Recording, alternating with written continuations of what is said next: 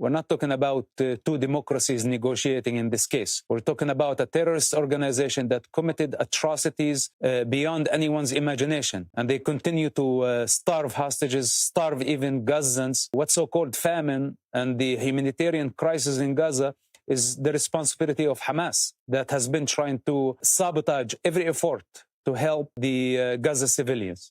It's not very often that you get a chance to have a window into the enemy and to get to understand who the enemy is and where they're coming from.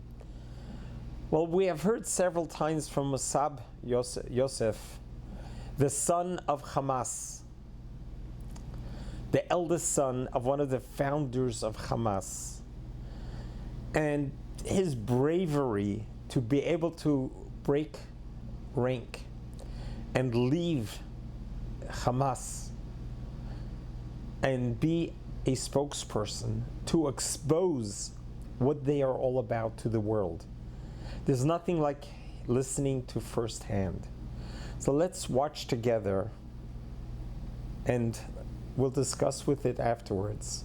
But kindly subscribe to the channel so that a little bit of light will push away a lot of darkness. There are few people better placed to share insights into the thinking of the Hamas terror group than Mosab Hassan Yousef, the eldest son of one of the founders of Hamas. Nicknamed the Green Prince, he chose to turn away from terror, defecting to Israel decades ago. His unique experiences are detailed in his well-known book, The Son of Hamas. He is in Israel right now as a visiting fellow of the Jerusalem Center for Security and Foreign Affairs.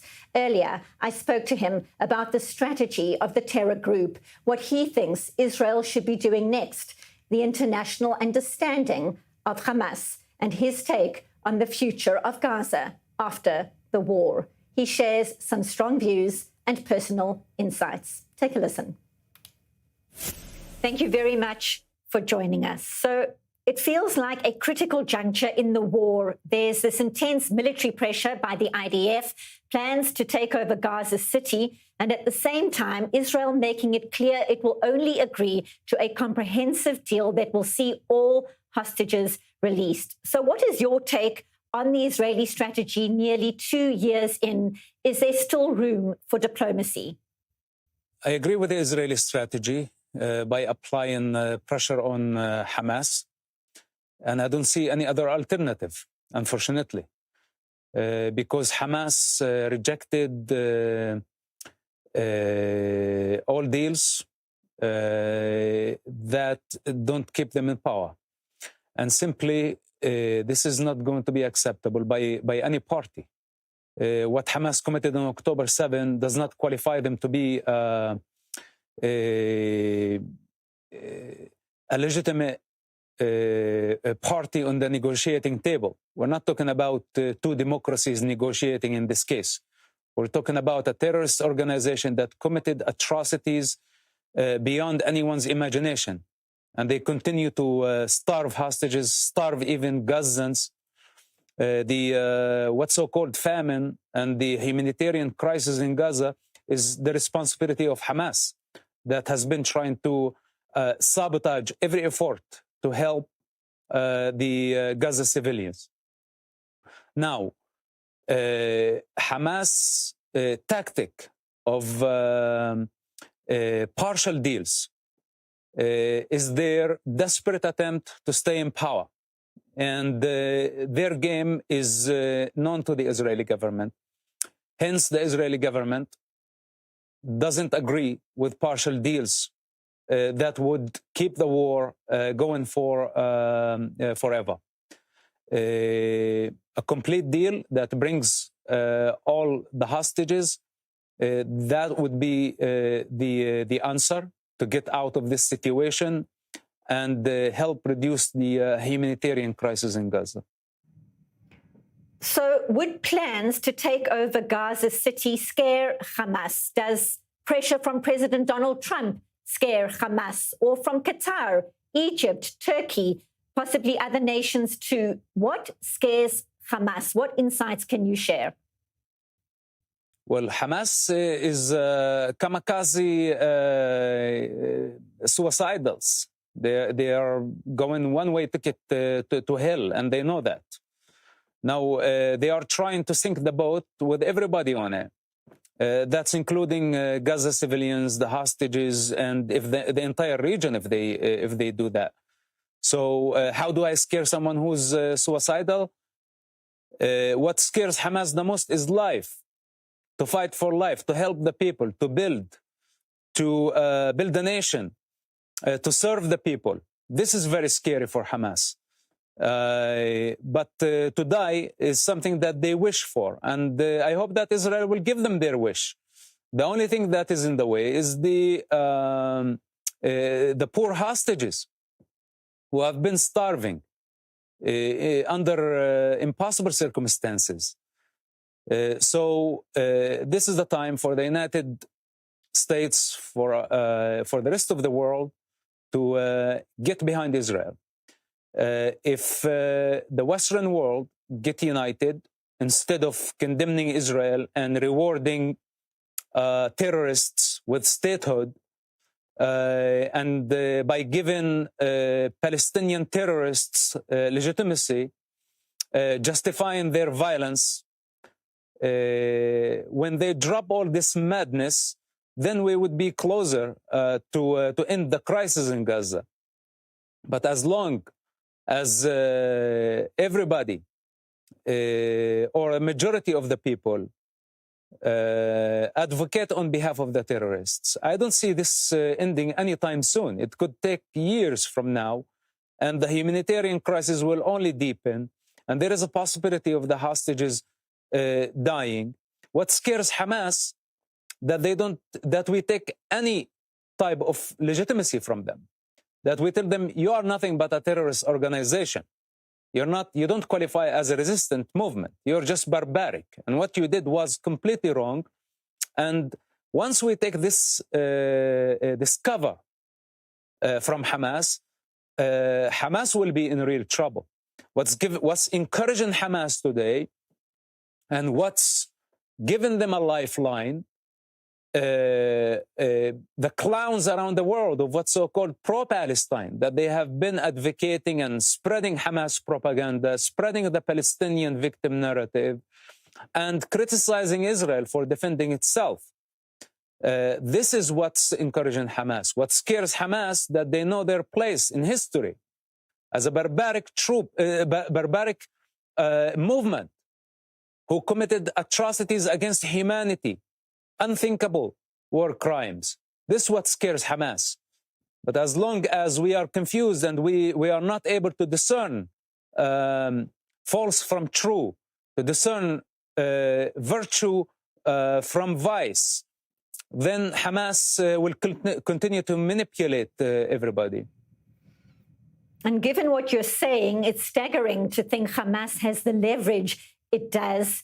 We've seen the recent images of emaciated hostages. So through the prism of Hamas, is there any level of concern that showing these horrific images would be detrimental to the terror group on the world stage, that there might be some kind of backlash for the way it's treating the hostages for all this time?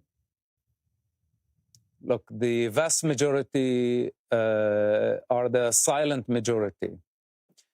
And the time has come for them to speak up, to say their hearts. There is a loud minority out there. That's the pro-Palestine. And all the mediocres, anti-Semites, opportunists, self-hatred Westerners who have been supporting Hamas for many different reasons that I don't have to have the time to go through it. So we need to cut the road on this type of opportunists. And you expect that the world would see the starvation of the hostages, that they would do something about it. But we have failed them because many people choose to be silent. And this is the time that we speak our consciousness. These hostages were kidnapped from their backyards, from their living rooms. And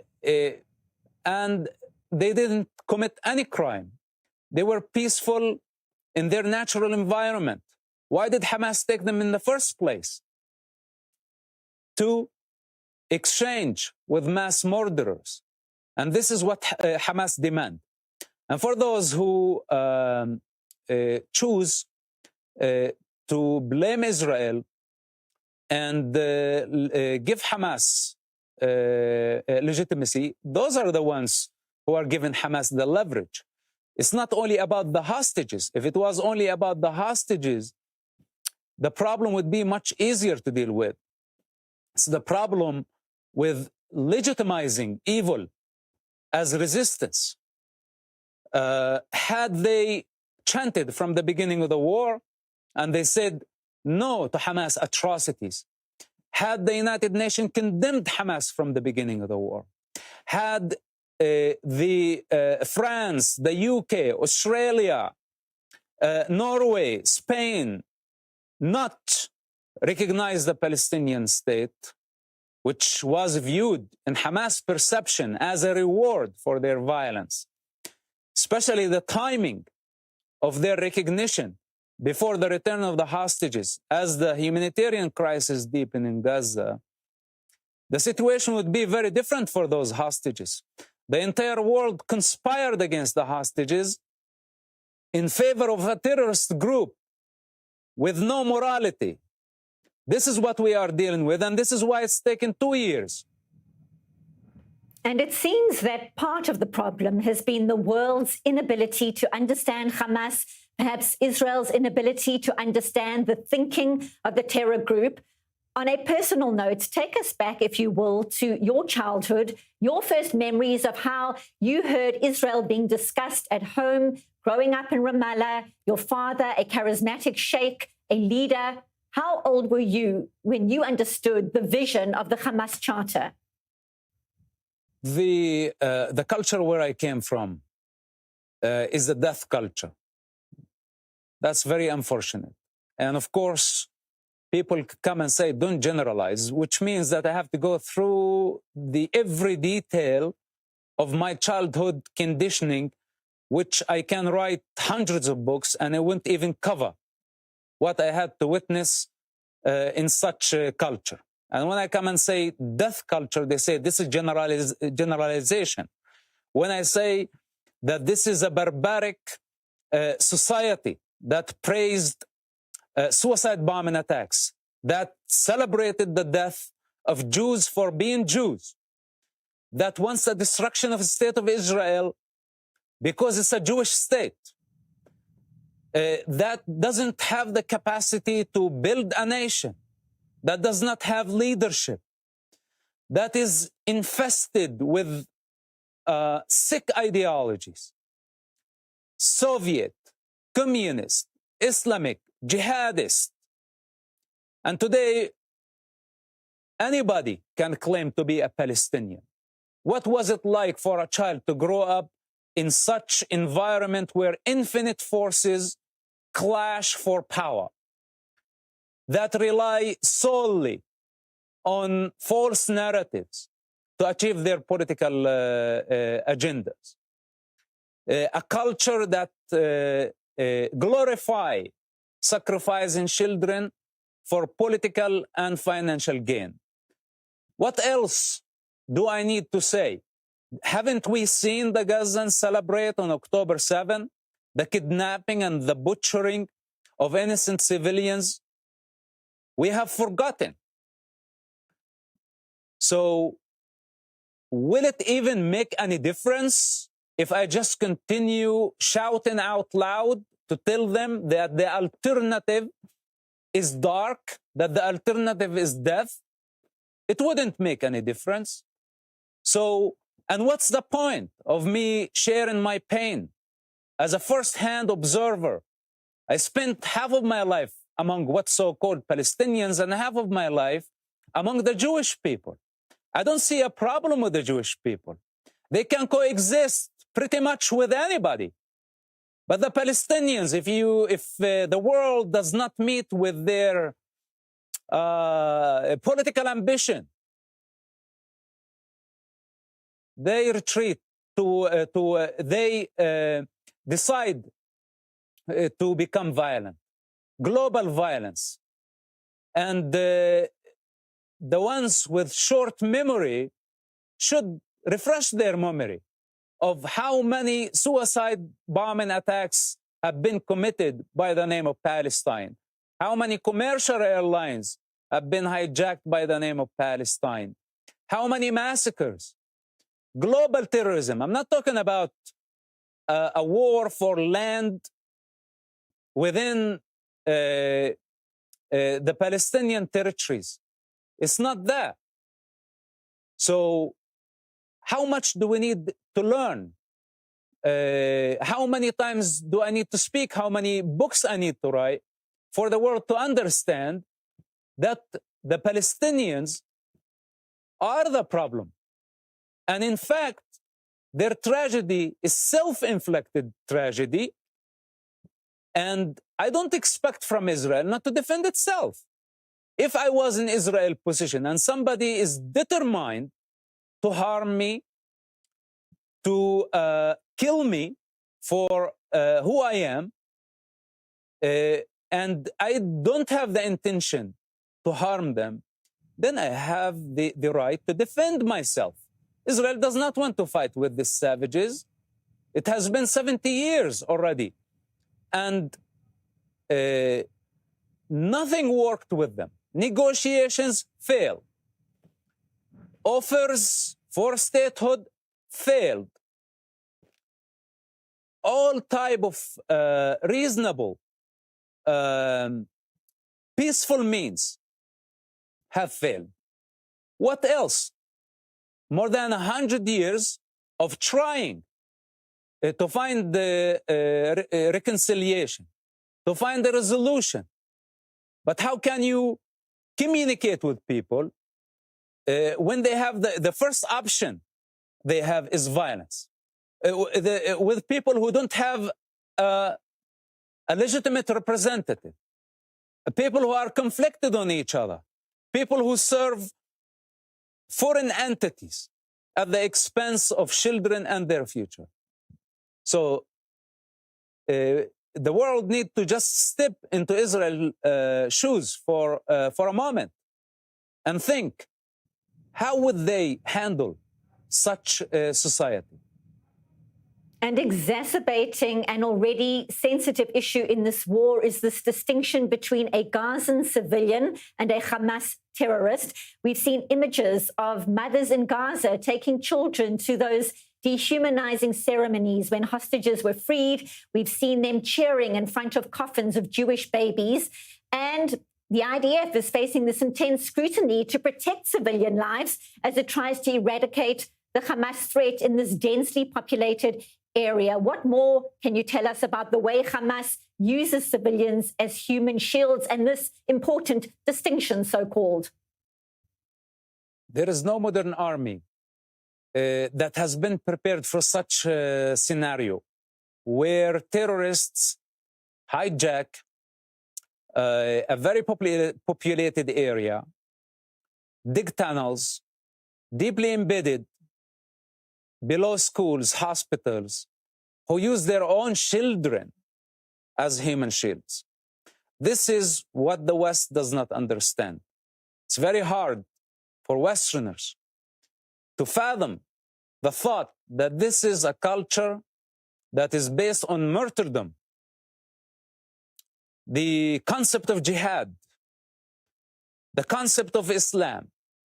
On the top of that, Palestinianism, which is all depend on victim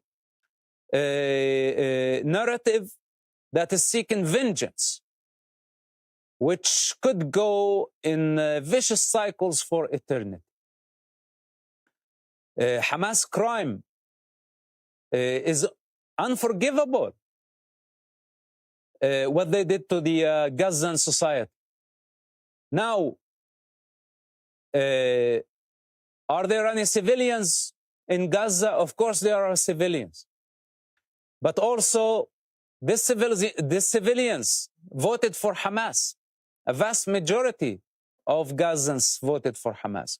Just take, for example, Hamas had their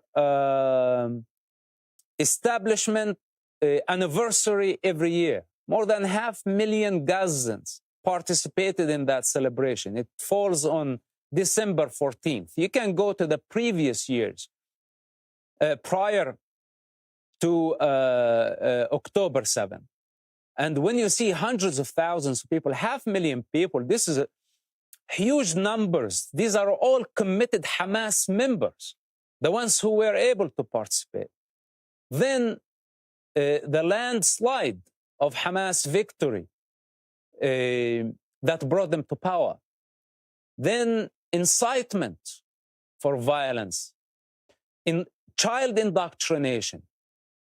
The mosques have been part of this process. Schools have been part of the process. The UNRWA has been part of the process. The entire society is complicit in Hamas crime. And I am not saying that everybody deserves to die in Gaza, and Israel is not saying that. And all the claims that this is a collective punishment is untrue. And if there was such thing as collective punishment, then Hamas is to blame, not Israel. Because Israel asked the civilians to evacuate from the warring areas. But Hamas does not want them to evacuate. And also, when Hamas big targets hide among civilians and in residential buildings, thinking that they can be immune only because there are children and women in these buildings, I don't think it's Israel's fault if the civilians get hurt in the process. And how Israel could actually fight a group like Hamas without any civilian casualties. And all those who say that proportionality, etc., why don't they come down to Gaza and do the job?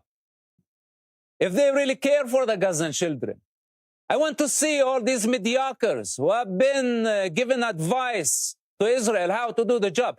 Bring your troops or stop talking and come down to Gaza. Show me how you're going to deal with a terrorist group who hijacked their own society, sacrificed their own children for global sympathy. Show me how you can deal with this type of savages. So Israel is doing the impossible job. Nobody has the authority to tell Israel how to do it. And if they don't like how it's done, then show me how you can finish this problem. Give me a comprehensive plan. None of them has a plan. They only can do condemn the IDF in this existential fight, demonize Israel, demonize the Jewish people, but they don't have a solution. They don't have an alternative. They don't even know the reality on the ground. So with that said, as long as Israel is fighting and defending itself, and in fact, as long as Israel is fighting on behalf of the free world, no one has the right to interfere in this business. And finally, it certainly seems a long way off now, given what you're saying, but much has been made about the day after in Gaza without Hamas. The ideology, of course, would still remain. From your perspective, what does Gaza look like without Hamas in charge? There is no Gaza anymore. It's finished. It's a rubble. It's going to take at least 10 to 15 years to remove the rubble. And nobody's going to buy this rubble. It's mountains of concrete everywhere, thanks to Hamas for using every household as a shooting pad, where Israel had no choice but to demolish those buildings because Israel was not willing and still not willing to sacrifice the foot soldiers in Hamas trapped buildings. Israel had to evacuate the civilians, then to demolish most of the buildings so they could progress and get to Hamas tunnels. This is the reality that most of the jokers around the world don't understand how hard it is. Expecting from Israel to sacrifice tens of thousands, possibly hundreds of thousands of soldiers in its fight against those who choose to hide behind children and women. So today, Gaza is a rubble as the outcome of Hamas' evil work. So who's going to remove this rubble, and how many years is going to take? It would be much easier to evacuate the civilians, at least give them the freedom to choose countries wherever they want to go, because the humanitarian crisis will deepen. Those who say rebuild Gaza, on what terms? Who's going to rebuild Gaza? Who's going to remove the rubble? How many years this is going to take? And what about the 2 million civilians? What they're going to do in the meantime, as Gaza is being rebuilt, according the terrorists who want to rebuild Gaza and bring us back to the first square. This is not acceptable.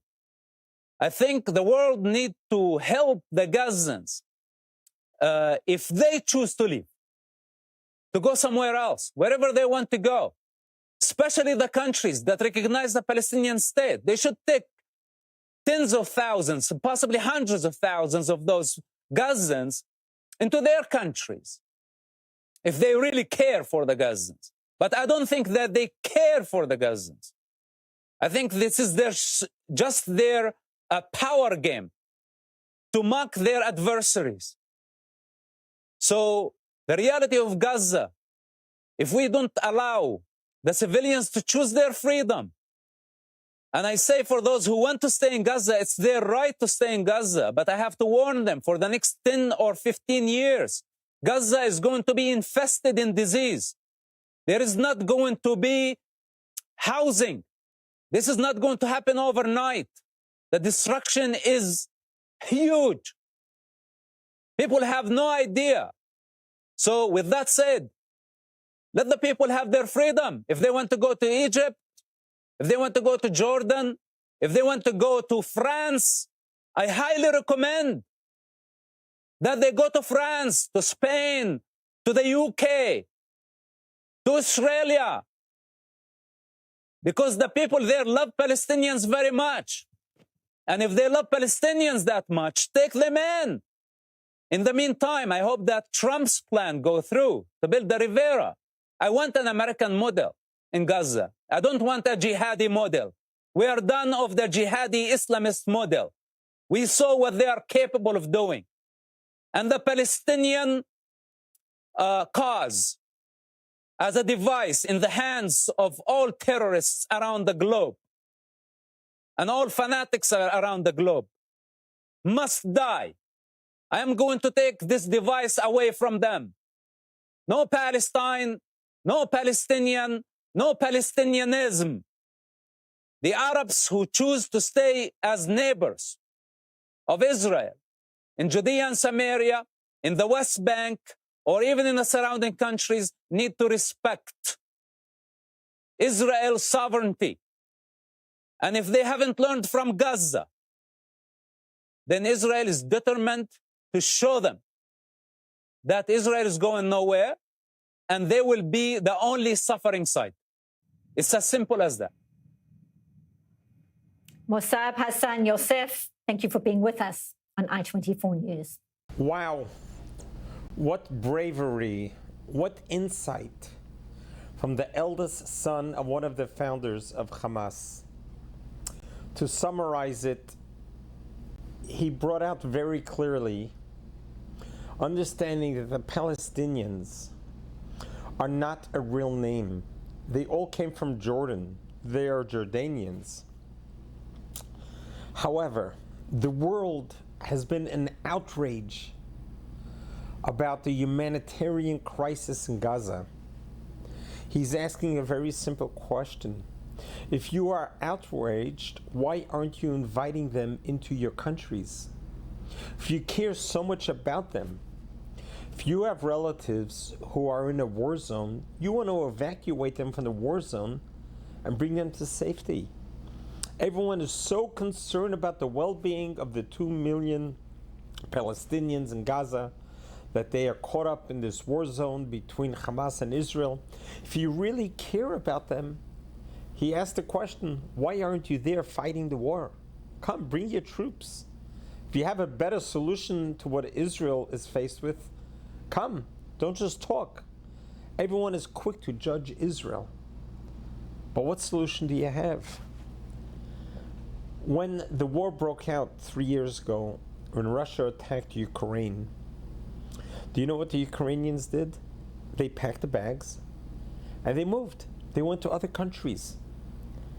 At least for now, they have food, room, shelter, employment. And if God willing the war ends, they may choose to come back. Why are these 2 million Gazans held hostage in Gaza? Why can't they leave? Egypt, these are Muslims. These are blood, cousins, brothers. Egypt sealed their border at Rafah. It doesn't allow one Palestinian to leave Gaza to come to Egypt. There's plenty of room in Egypt to be able to take them in as refugees, at least give them room, food, and shelter until the war is over. Where are the rest of the Arab countries? It just doesn't make any sense. So obviously, people don't really care about the humanitarian crisis that's in Gaza. Their issue is they want Israel gone. They want to deny Israel's right for existence. And this is what Yousef is talking about. The Arabs need to recognize that Israel is here to stay, we're not going anywhere. And they either need to put their arms down and work side by side and they'll prosper, or war will continue and they know who has the military supremacy here. So let's pray, and we hope that after listening to this amazing dissertation by Mosab Yousef, that you realize the enemy that we're dealing with, that's not just the enemy against Israel, it's the enemy against all of us. Let's pray, and we hope that God will show us victory and will end this war, bring the hostages back home, and put an end to this suffering. And let's look forward to a better and a greater world with full peace. God bless you. God loves you.